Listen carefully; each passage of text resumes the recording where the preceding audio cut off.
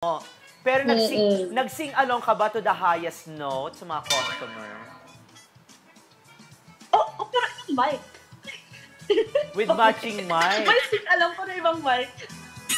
So habang nakikipagkembutan ka rito, sa tubig nyo ginagawa? Ay, hindi. Nasa kubol kami. Ako po. Yes. Arya, alam mo, parang na-picture out ko, parang na-review ko na mahirap tong eksenang ginagawa mo kasi di ba hindi ka makagalaw, tapos may buntot ka. Opo, super ang hirap. Ang hirap po ng eksena na to kasi yung buntot, mabigat. And then mga ilang hour, parang 1 hour ata yung parang ginanon sa akin, si Noot.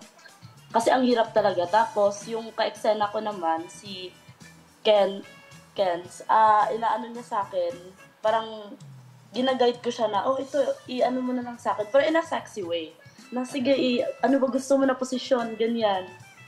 Tapos ginaguide ko na lang siya kung paano niya i-ano yung buntot ko. Kasi parang bababali yung pa ako eh. Pero for the go pa rin. Oh, di ba? Kaya muna, so, nung nakikipag-love scene ka dito sa mga mentol, sa mga kliyente mo, nakahubad sila? Yes, nakahubad sila. May plaster? Wala. Naka-plaster.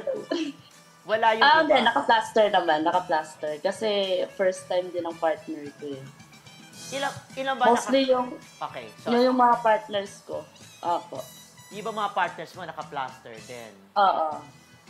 Para namang bitin, para sa babaeng bakla na makikita ang partner ng naka-plaster. Diba? Yung nga sabi ko, bakit kailangan pa mag-plaster? Eh, naman ako, nakabuntot.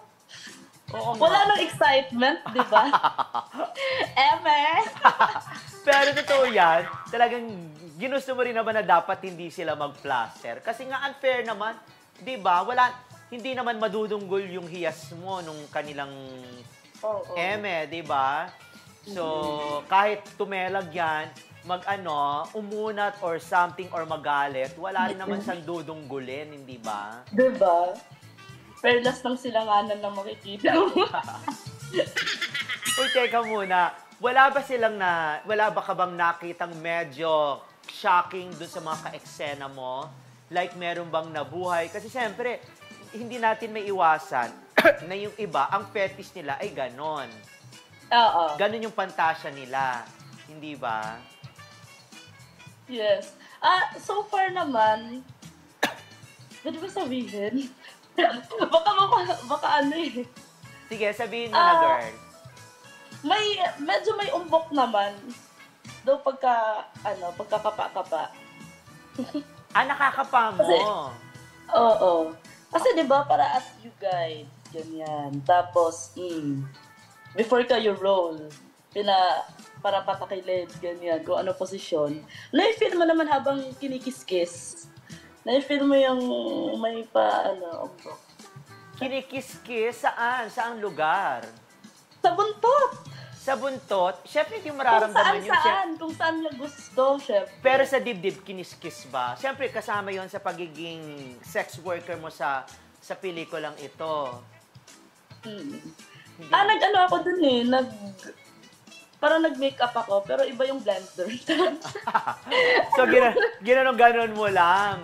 Ginanong-ganon mo lang yung microphone. Ginanong-ganon mo lang yung microphone. Pero mga